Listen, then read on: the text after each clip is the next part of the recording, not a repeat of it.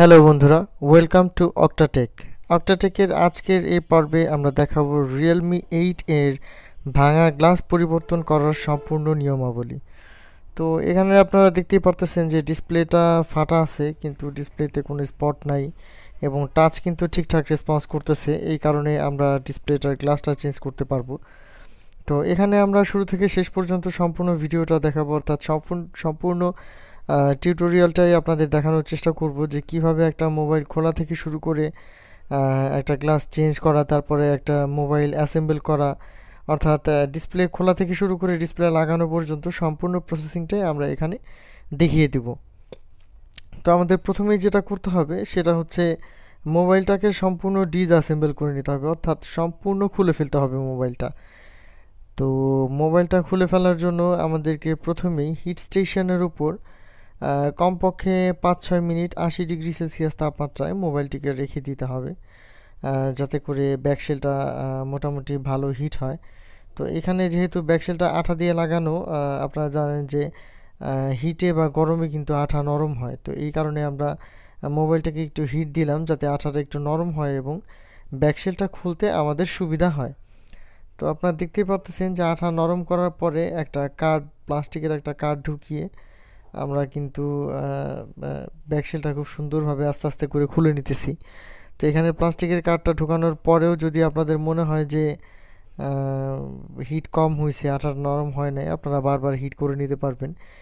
এই ক্ষেত্রে উল্লেখ্য যে হট এয়ার গান দিয়েও আপনারা হিট দিয়ে নিতে পারবেন, অথবা আপনার ডিসপ্লে কাটিং যে মেশিনটা আছে ওইটার উপর রেখেও আপনারা হিট দিয়ে নিতে পারবেন।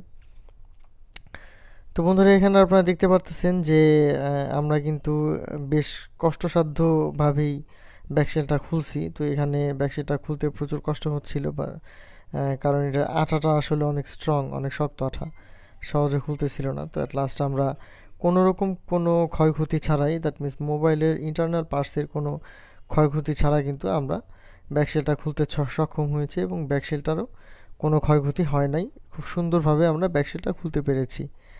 তো ব্যাকশেলটা খুলে নেওয়ার পরই আমাদের মোবাইলের যে উপরের আপার শেলটা আছে সেই আপার শেলটা খুলে নিতে হবে। তো আপার শেলটা খুলে নেওয়ার আগে ব্যাকশেল খোলার পরে আপনার আপার শেলের উপরে যে আঠাগুলো থাকে সেই আঠাগুলো আমরা টুইজারের সাহায্যে সুন্দরভাবে পরিষ্কার করে নিব, যাতে পরবর্তীতে আমাদের ব্যাকশেলটা ইনস্টল করার সময় উঁচা নিচা না থাকে বা খারাপ না লাগে দেখতে। তো বন্ধুরা, আপনারা দেখতে পারতেছেন যে আমি কিন্তু ব্যাকশেলটা খুলে নিয়েছি এবং ব্যাকশেলটা খুলে নেওয়ার পরে পরবর্তীতে যে বাড়তি আঠাগুলো আছে সেই আঠাগুলো কিন্তু আমরা উঠাই ফেলছি, যাতে পরবর্তীতে ব্যাকশেল ওঠানোর সময় কোনো ধরনের ঝামেলা না হয়। তো এখানে প্রত্যেকটা কাজই কেয়ারফুলভাবে করবেন, আস্তে আস্তে করবেন, তাতে দেখবেন যে একটু সময় লাগলেও মোবাইলের কোনো ক্ষয়ক্ষতি হবে না। তো এখানে আমি প্রতিটা কাজই খুব কেয়ারফুলি এবং আস্তে আস্তে করার চেষ্টা করি, একটু সময় বেশি লাগলেও আমি চেষ্টা করি যে মোবাইলের বাড়তি কোনো ক্ষতি বা যেন না হয়, বা এই কাজটা যেন খুব সুন্দরভাবে সাকসেসফুল হয়।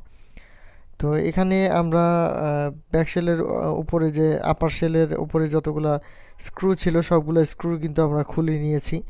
এখন আমরা আপার শেলটা খুলে নিব।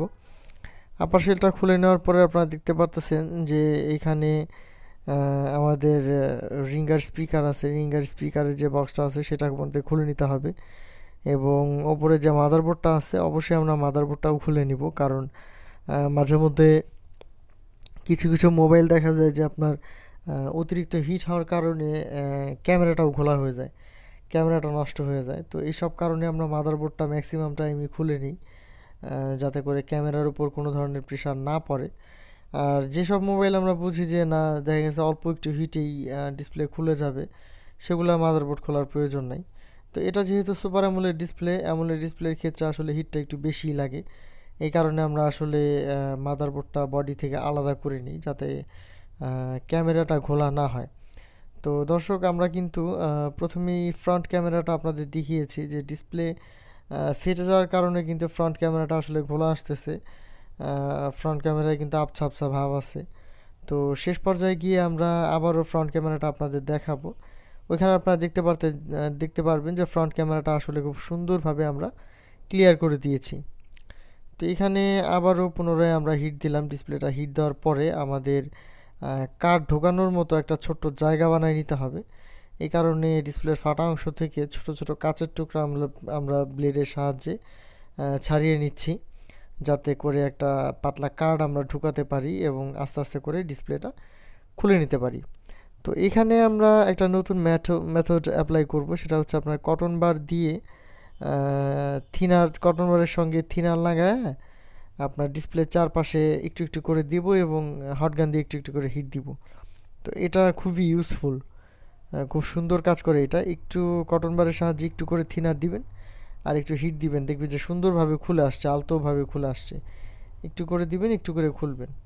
তো এখানে আমরা এই প্রসেসটাই অ্যাপ্লাই করে সম্পূর্ণ ডিসপ্লেটা খুলেছি বন্ধুরা, আপনারা দেখতে পারবেন যে একটু করে থিনার দিছি আর একটু করে কটন বার দিছি। যেহেতু এটা একটা অ্যামোলেড ডিসপ্লে, তাই থিনারে এর তেমন একটা কোনো ক্ষতি হবে না বা কোনো ক্ষতি হবে না, এই কারণে আমরা এখানে থিনার অ্যাপ্লাই করছি। তো এই থিনারটা আপনারা আবার আইপিএস ডিসপ্লে বা টিএফটি ডিসপ্লের ক্ষেত্রে অ্যাপ্লাই করতে পারবেন না, কারণ টিএফটি ডিসপ্লে বা আইপিএস ডিসপ্লে এগুলা হচ্ছে আপনার নষ্ট হয়ে যায়, থিনার দিলে নষ্ট হয়ে যায়।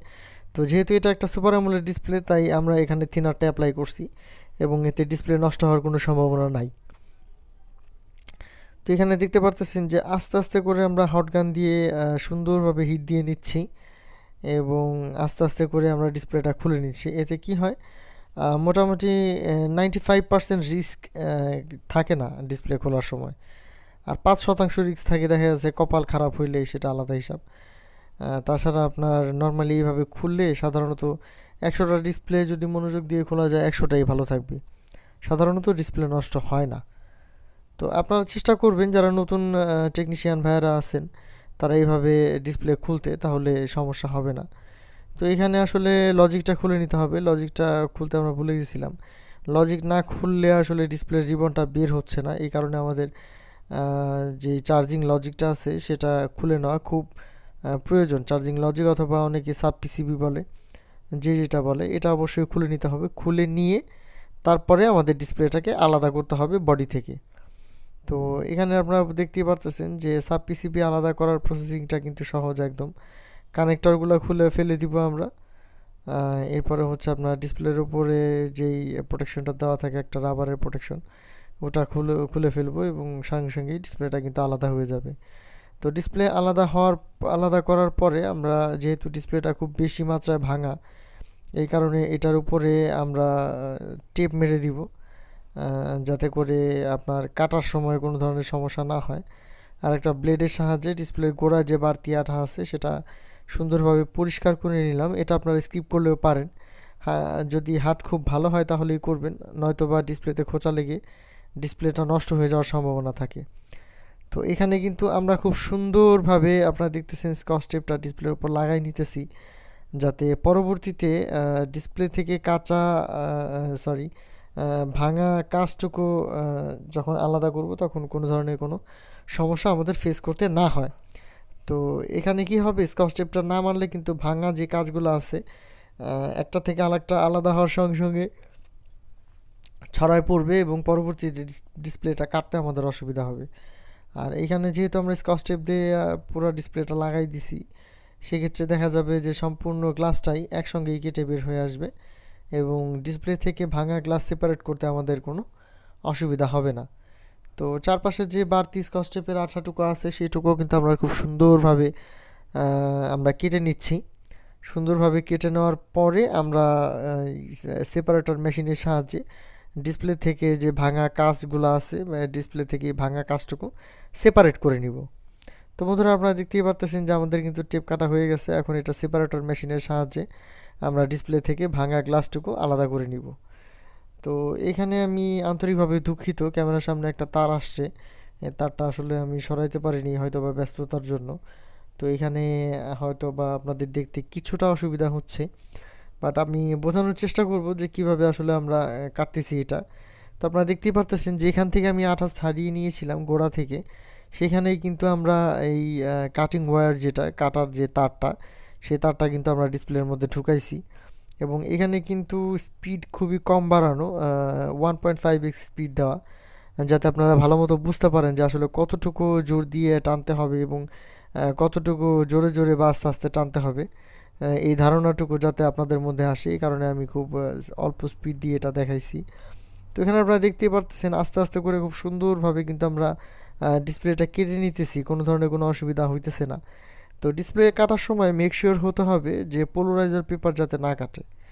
ডিসপ্লে কাটার সময় যদি কোনোভাবে আপনারা দেখেন যে পোলারাইজার পেপারটা কেটে গেছে, তাহলে কিন্তু খাটনি অনেক বাড়তি হবে। তো আমি ডিসপ্লে কাটার সময় আসলে একটু সময় নিয়ে কাটি, মেক শিওর করি যাতে পোলারাইজার পেপারটা আসলে না কাটে। পোলারাইজার পেপারটা কাটলে আসলে অসুবিধা হয়ে যায়। তো এখানে দেখা যাচ্ছে যে আমরা সুন্দরভাবে ডিসপ্লেটা কেটে নিয়েছি, পোলারাইজার পেপার টেপার কিছুই কাটে নাই, সুন্দরভাবে আমরা ডিসপ্লেটা কাটছি। তো এর পরবর্তী স্টেপে আমরা ডিসপ্লের ওপরে যে বাড়তি আঠাটুকু আছে সেই আঠাটুকু একটা মোটরের সাহায্যে উঠাই ফেলে দিব। তো এখানে আপনারা দেখতে পারতেছেন যে ডিসপ্লের উপরে খুবই সামান্য পরিমাণ আঠা আছে, বেশিরভাগ আঠাই কিন্তু গ্লাসের সাথে লেগে গেছে। তো এখানে আমরা মোটরের সাহায্যে খুব সুন্দরভাবে আঠাগুলো পরিষ্কার করে নিব, যাতে কোনো ধরনের কোনো আঠা না থাকে এবং পরবর্তীতে নতুন যে গ্লাসটা আমরা ইনস্টল করব এই ডিসপ্লের সঙ্গে, এই গ্লাসটা ইনস্টল করার সময় কোনো ধরনের কোনো অসুবিধা না হয়। তো বন্ধুরা আপনারা দেখতেই পারতেছেন যে কিভাবে আমরা ডিসপ্লেটা সেপারেট করলাম, কিভাবে আমরা ডিসপ্লেটা ভাঙা গ্লাস থেকে সেপারেট করলাম বা মোবাইলের বডি থেকে সেপারেট করলাম। এখন এটা করার পরে আমরা ম্যাজিক স্পঞ্জের সাহায্যে ডিসপ্লেটার উপরে যে আঠাটুকু আছে সেই আঠাটুকু সুন্দরভাবে পরিষ্কার করে নিব। এখানে আমরা ম্যাজিক স্পঞ্জ ব্যবহার করেছি এবং কচুর আপনার 520 প্লাস আছে, মেকানিকের আছে 590, এই টাইপের স্প্রে ব্যবহার করতেছি আপনার আঠা পরিষ্কার করার জন্য। এতে দেখা যায় 1-1.5 মিনিট 2 মিনিটে আঠা খুব সুন্দরভাবে পরিষ্কার হয়ে আসে, কোনো ধরনের কষ্ট হয় না। তো এখানে বন্ধুরা আপনারা দেখতে পারতেছেন যে 1-1.5 মিনিট 2 মিনিটেই কিন্তু আমাদের সম্পূর্ণ ডিসপ্লেটার আঠা পরিষ্কার হয়ে গেছে এবং ডিসপ্লেটা কিন্তু চকচক করতেছে, দেখতেই পারতেছেন। তো এখন আমরা ডিসপ্লেটার উপরে একটা পরিষ্কার নতুন গ্লাস ইনস্টল করব। তো বন্ধুরা আপনারা দেখতে পারতেছেন এখানে কিন্তু hole punch display, hole punch ডিসপ্লের উপরে যদি গ্লাস আপনি একভাবে বসায় দেন তাহলে কিন্তু মাঝে মধ্যে দেখা যায় যে হোল পাঞ্চের যে পাঞ্চ সে পাঞ্চটুকু ঘোলা হয়ে যায়, যার কারণে ক্যামেরাটা কিন্তু ঘোলা দেখা যায়। তো এখানে আমরা ইউভি আঠা ব্যবহার করব, ওই হোল পাঞ্চের ওই জায়গাটুকু ইউভি আঠা ব্যবহার করব এবং ইউভি আঠাটা হোল পাঞ্চের ওপরে এক ফোঁটা দিব। এক ফোঁটা দেওয়ার পরে আমরা উপরে গ্লাসটা সুন্দরভাবে বসাই দিব, দেন আমরা মেশিনের মধ্যে দিয়ে দিব। লাস্ট আপনাদের দেখাবো যে ক্যামেরাটা আসলে কি পরিমাণ পরিষ্কার হয়েছে। এই মেথডটা আসলে খুব কাজে লাগে আপনার হোল পাঞ্চ ডিসপ্লের ক্ষেত্রে, এই মেথডটা খুবই কাজে লাগে এবং এটা আপনি অ্যামোলেড ডিসপ্লে, আইপিএস ডিসপ্লে বা টিএফটি ডিসপ্লে উভয় ক্ষেত্রে ব্যবহার করতে পারবেন, কোনো সমস্যা হবে না। তো বন্ধুরা আপনারা দেখতেই পারতেছেন এটা কিন্তু আমরা মেশিনের মধ্যে দিয়ে দিলাম, মেশিনে কিন্তু আমাদের জাতা দেওয়া হয়ে গেছে। এখন আমরা বাবল রিমুভারে দিলাম, বাবল রিমুভারে কিন্তু বাবল রিমুভ করা হয়ে গেছে। তো এখন আপনারা দেখতেই পারতেছেন ডিসপ্লেটা কিন্তু একদম চকচক করতেছে, খা করতেছে, নতুন একটা ডিসপ্লে তৈরি হয়েছে একদম। তো এখন আমরা বডির চারপাশে সুন্দরভাবে কালো আঠা লাগাই নিব, কালো আঠা দিয়ে তারপরে ডিসপ্লেটা আমরা সুন্দরভাবে ইনস্টল করব। তো আঠা দেওয়ার পরে অবশ্যই মিনিট 2 অপেক্ষা করবেন যাতে আঠার মধ্যে যে লিকুইডটা থাকে সেটা একটু শুকায়, এরপরে আপনারা ডিসপ্লেটা বডির সঙ্গে ইনস্টল করবেন। না হলে দেখা যাবে যে আপনার আঠার মধ্যে থিনার টাইপের লিকুইড থাকে, এগুলা একদম সঙ্গে সঙ্গে দিয়ে দিলে ডিসপ্লেটা নষ্ট হয়ে যাওয়ার চান্স থাকে। তো এটা আপনারা আস্তে আস্তে পরে দেওয়ার চেষ্টা করবেন যাতে কোনো ধরনের সমস্যা না হয়। তো এখানে আপনারা দেখতেই পারতেছেন যে আমরা ইয়ার স্পিকারের টিনটা লাগাই নিলাম, তারপরে একটু আঠা দিলাম, আঠা দেওয়ার পরে আমরা সুন্দরভাবে ডিসপ্লেটা এখানে বসাই দিব। তো ডিসপ্লেটা বসানোর সময় কিন্তু আমাদের মেক শিওর করতে হবে যে চারপাশে যাতে অ্যাকুরেটভাবে আঠাটা পায়, না হলে কিন্তু ছোটোখাটো আঘাতেই ডিসপ্লেটা খুলে যাইতে পারে। তো এখানে আমরা ঠিক যেইভাবে মোবাইলটাকে সম্পূর্ণ ডিসঅ্যাসেম্বল করে নিয়েছিলাম, অর্থাৎ মোবাইলটা শুরুতেই যেভাবে আমরা পার্ট বাই পার্ট আলাদা করে নিয়েছিলাম, এখন ঠিক একইভাবে একটি একটি করে মোবাইলের যন্ত্রাংশ আমরা মোবাইলের বডির সঙ্গে লাগিয়ে দিব এবং সম্পূর্ণ অ্যাসেম্বল করে দিব, অর্থাৎ পার্ট বাই পার্ট মোবাইলটা আবারও আমরা একসঙ্গে জোড়া লাগাই দিব। তো আমরা মোবাইলটা কিভাবে অ্যাসেম্বল করি বন্ধুরা দেখতে থাকুন। তো এখানে একটা জিনিস লক্ষণীয়, সেটা হচ্ছে আপনার একটু ধৈর্য সহকারে আস্তে আস্তে কাজ করলে দেখা যাবে যে একটা কাজ আপনার একটু সময় লাগবে, বাট কাজটা কিন্তু অনেক সুন্দরভাবে সম্পূর্ণ হবে। তো এখানে কিন্তু মোবাইলটাকে সম্পূর্ণ খুলে ফেলা লাগে, দেখা যাচ্ছে আপনার ডিসপ্লে থেকে শুরু করে ব্যাটারি থেকে শুরু করে সব কিছুই খুলতে হয়, আবার পরবর্তীতে দেখা গেছে সব কিছুই নতুন করে ইনস্টল করতে হয়। তো এই যে যে প্রসেসিং, এটা কিন্তু আসলে একটা লং টাইম প্রসেস। দেখা যায় একটা কাজ করতে আপনার কম হইলেও দেখা যায় আধা ঘন্টা 40 মিনিট সময় লাগে। তো এই সময়টাকে একটু ধৈর্য সহকারে কাজ করতে হবে এই সময়টা, যাতে আপনার দেখা গেছে মোবাইলের ইন্টারনাল পার্টসের কোনো ধরনের কোনো ক্ষতি না হয়। তাড়াহুড়া করতে গেলে বিভিন্ন সময় বিভিন্ন ধরনের পার্টসের ক্ষতি হইতে পারে। তো এই কারণে ইন্টারনাল পার্টসের যাতে কোনো ক্ষতি না হয় এই ব্যাপারটা আমরা লক্ষ্য রাখবো, ঠিক আছে। তো এখানে আমরা নেটওয়ার্কের যে তারটা আছে সেই তারটা কিন্তু সুন্দরভাবে লাগাই দিলাম। লাগাই দেওয়ার পরে আপনার মাদারবোর্ডের উপরে যে আপার শেলটা আছে সেই আপার শেলটা আমরা বসাই দেবো। দ্যাট মিন্স যেটা হচ্ছে আপনার মাদারবোর্ড এবং পুরা সাব পিসিবি রিঙ্গার স্পিকার সহ ঢেকে রাখবে, সেই জিনিসটা আমরা লাগাই দিব। তো এখানে মাদারবোর্ডের উপরে যতগুলো কানেক্টর আছে আমরা কানেক্টরগুলো সুন্দরভাবে বসাই দিলাম। ব্যাটারি কানেক্টর, ডিসপ্লের সঙ্গে যেই লজিকের কানেক্টর আছে সেই দুইটা, সাব পিসিবির সঙ্গে যেটা কানেক্টর আছে সেই দুইটা, এই সব কিছু করার পরে আপার শেলটা আমরা মোবাইলের বডির উপর বসাই দিলাম। তো আপনারা দেখতে পাচ্ছেন আপার শেলটা কিন্তু খুব সুন্দরভাবে বসে গেছে, কোনো ধরনের কিন্তু সমস্যা কিন্তু হচ্ছে না, ঠিক আছে, কোনো ধরনের কোনো সমস্যা নাই। এখানে আপনারা দেখতেই পারতেছেন খুব সুন্দরভাবে আপার শেলটা বডির সঙ্গে লেগে গেছে। এবং এখানে যদি কোনো সমস্যা থেকে থাকে তাহলে কিন্তু অবশ্যই মোবাইলটা খুলে আইডেন্টিফাই করতে হবে যে কোন কারণে আমার আপার শেলটা বসতেছে না, ঠিক আছে। তো এখানে আপনারা দেখতে পারতেছেন যে খুব সুন্দরভাবে আমরা কিন্তু বডিতে আপনার ইনস্টল করছি। তো এবার সবগুলা স্ক্রু আবারও পুনরায় আমরা লাগাই দিব যেভাবে আমরা আসলে খুলে নিয়েছিলাম। তাহলেই কিন্তু আমাদের মোবাইলটা প্রায় অ্যাসেম্বল করা শেষ। লাস্ট পার্ট হচ্ছে আমাদের ব্যাকশেল। তো ব্যাকশেলের চারপাশে আমরা তো আগেই পরিষ্কার করে নিছিলাম, এখন চারপাশে আমরা পানি কালারের আঠাটা ব্যবহার করব। এখানে আমরা ব্যাকশেলের চারপাশে পানি কালারের আঠাটা ব্যবহার করব, যাতে করে আপনার ব্যাকশেলটা পরবর্তীতে যদি কোনো কারণে খুলতে হয় সেই ক্ষেত্রে কোনো ধরনের ঝামেলা না হয়। তো বন্ধুরা, আপনার মোবাইলে যদি এই ধরনের কোনো সমস্যা থেকে থাকে তাহলে অবশ্যই আপনি আমাদের সঙ্গে যোগাযোগ করতে পারেন। আমাদের সঙ্গে যোগাযোগ করার ঠিকানা ডিসক্রিপশনে দেওয়া ফেসবুক পেজের লিঙ্ক। ফেসবুক পেজের লিঙ্কের সাহায্যে আপনারা সরাসরি আমাদের সঙ্গে যোগাযোগ করতে পারেন। আর আমাদের দোকানে এসেও সরাসরি আমাদের কাছ থেকে কাজ করায় নিতে পারেন। আমাদের দোকানের ঠিকানা অক্টোপাস ইলেকট্রনিক্স, হাফেজ বিল্ডিং, নীলটুলি, ফরিদপুর। যদি এই মোবাইলের ভিডিও সম্পর্কে কোনো ধরনের কোনো মতামত জানার থাকে বা মোবাইল সার্ভিসিং রিলেটেড কোনো ধরনের কোনো প্রশ্ন জিজ্ঞাসা করার থাকে তাহলে তা অবশ্যই আমাকে কমেন্ট বক্সের মাধ্যমে জানাতে পারেন, আমি তার উত্তর দেওয়ার চেষ্টা করব। এবং আপনি যদি আপনার মোবাইলের কোনো ধরনের কোনো সমস্যা আমাদের দিয়ে করাতে চান তাহলে আমাদের সঙ্গে যোগাযোগ করেও আপনারা এটা করাতে পারেন। ভিডিওটা ভালো লাগলে অবশ্যই একটা লাইক করে আমাদের সঙ্গেই থাকবেন আমাদের উৎসাহ দেওয়ার জন্য। দেখা হবে পরবর্তী ভিডিওতে নতুন কোনো টিউটোরিয়াল, নতুন কোনো মোবাইলের ব্রোকেন গ্লাস বা ডিসপ্লে চেঞ্জের ভিডিও নিয়ে। টিল দেন ভালো থাকবেন, সুস্থ থাকবেন এবং অক্টাটেকের সঙ্গেই থাকবেন।